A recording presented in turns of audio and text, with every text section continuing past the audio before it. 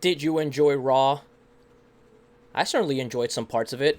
Here's the tier list. Don't worry, baby birds. I'll explain. Starting the night off was the Monday Night Messiah reincarnate, Seth Franklin Rollins. Sorry, that's from Corny.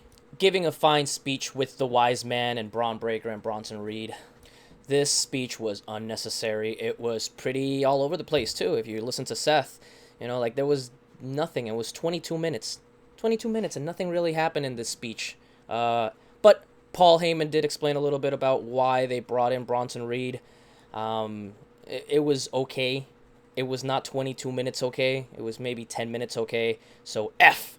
Then we have Penta versus Dragon Lee and Shaq Gable. That's Dragon Lee in the back. Penta's carrying both of them. It's the first A of the night. This match was ridiculous. It was great. It was great. This was the best part of the night, hands down. There were two spots, like this one, Penta picking up Shaq Gable and Dragon Lee at the same time. And then there was another spot where Shaq Gable did a suplex on Dragon Lee and Penta at the same time without any impulse, without any jump or momentum. He just straight up lifted him with his back. That was ridiculous. Hey!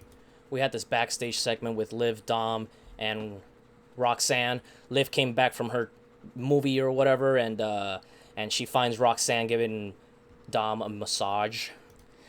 This didn't get as wild as I thought it was going to get, or hoped. Liv just sort of said, don't worry, Raquel's been telling me what's been going on. Don't worry about it. I'm going to get a match. And they left it at that. Hopefully they continue this feud, because it would be really cool to see what Liv is going to do with Roxanne. Rusev choked out Tozawa during a commercial break. Yeah, I was going to get a straight up F from me. The disrespect on Tozawa, though. If anything good came out of it, it was that Rusev is now set up to have a feud with Sheamus. And the only good part about it is that, hey, we got Sheamus doing something, so... Deep! So, apparently some people still find these two funny. And apparently funny enough to have to advertise them on Netflix, on WWE. I mean, I get it, Netflix, and they're advertising their shows and whatever the hell. I do not care about these two.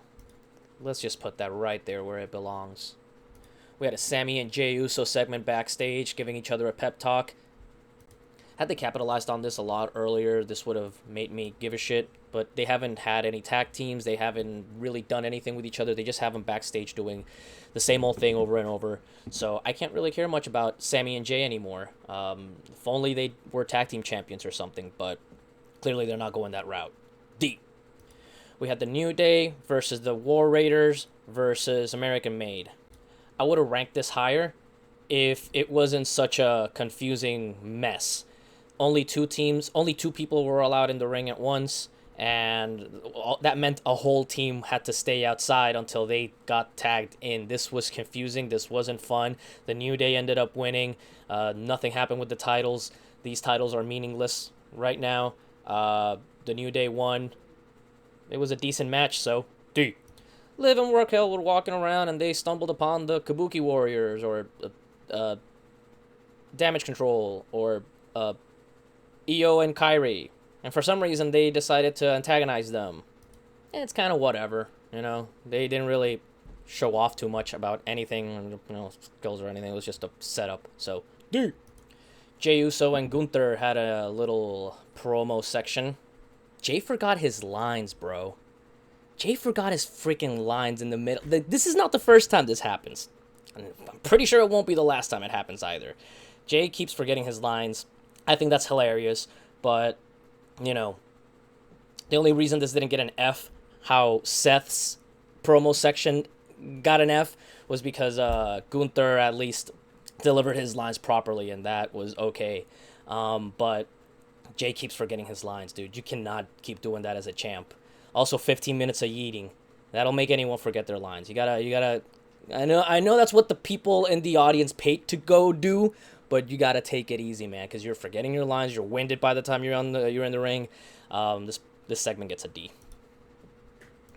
Kairi versus Liv, nothing to write home about. It wasn't crazy. It wasn't anything. Kairi was botching quite a bit. I did notice that Kairi was botching quite a bit. The pin was pretty botchy too. Liv landed right on her head, I believe. But there were some cool spots. They did the power bomb. They did the power bomb onto the mat. Kyrie took that like a boss. So this was cool. It was a little slow. It was a little botchy. It was all right. See, Rhea had a video package, video promo, vignette, whatever you want to call it. We're talking about fatigue this, fatigue that, fatigue everything. Is anyone getting Rhea fatigue? I say this now, but as soon as I see her coming out to a match and I see her in ring gear, I'll probably change my mind. But when it's just Rhea, just talking, look, talking promos, they are not Rhea's strong suit. At least when you have it pre-recorded, you can at least overlook all the how horrible she is when she's trying to improvise or talk on the spot. But I don't need a Rhea promo package. I already know how good Rhea is. I already know how hot Rhea is. I already know how good she is in the ring. She just said basically, they've never seen me in a ladder match, and you're gonna face what Rhea can do. What was it? I forgot what she said specifically, but whatever, just a promo segment. After Liv lost because of Roxanne and Raquel's intervening, she went backstage. She was mad. She was asking what happened, and she asked Dom, "Yeah, Dom, what happened?" And Dom was like, "I didn't see. I was playing 2K, basically." It was okay. It wasn't crazy. It was just a cool segment. It was nice to see that they're moving the story along. Finn's ridiculous happy face was kind of funny, but also like, is nobody seeing Finn being this happy? See, Lyra Valkyria and Becky Lynch had a little promo section.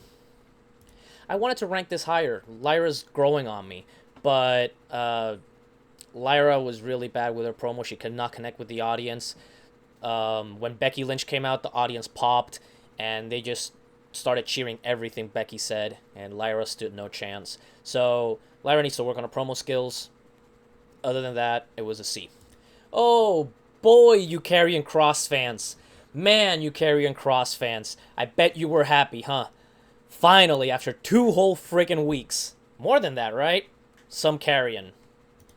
The pop was amazing. I'm happy that you Karrion Kross fans are getting what you deserve. Even if it only was 10 minutes. This would have gotten 10 seconds. This would have gotten an A if they had given him a little more time. But hey, it's good to see he's still in the picture and they're still writing stuff for him. So, B. I'm going to go ahead and hurry up through this last segment. Basically, Sami Zayn versus Finn versus Seth Rollins for the qualifying match.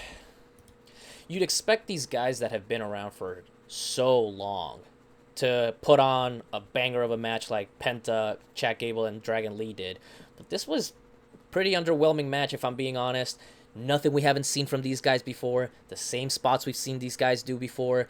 Only that this time now we had Dom and Carlito and everyone from Judgment Day coming in to help out Finn, and they failed. And then we also had Braun Breaker and Bronson Reed helping Seth out, and they succeeded until CM Punk came along and beat up Seth Rollins and ran away. This was overbooked. This was a mess. This was for the audience in the crowd. This wasn't for the people at home, unless you're loving the story with Seth and everything. Personally, I didn't care much about the match. Didn't make me go crazy. I really thought that we would have Finn win. I'm not a Finn fan. I'm not a Finn mark. But I do believe that Finn deserves a win every once in a while. And seeing him in Money in the Bank would have been nice. To see like all the Judgment Day antics in the Money in the Bank ladder match, that would have been great. But now we got Seth winning this match. Then CM Punk came out and laid him out. So Seth won the Money in the Bank match. Pretty clear CM Punk is going to intervene and not let him win the Money in the Bank match. So overall, the show was all right. It did what it had to do. It wasn't extremely boring. It was a little predictable. Well, not even, because the people I predicted to win didn't win. But it was an overall okay show. I enjoyed it. As you can see, most of the stuff is on D. So we're going to give this show a big old D+. Not the worst show, but they can definitely improve in some places. What about you? What did you like about this show? What did you not like it? Leave it in the comments. This is a pretty long video, so appreciate you for watching, and I'll see you in the next one.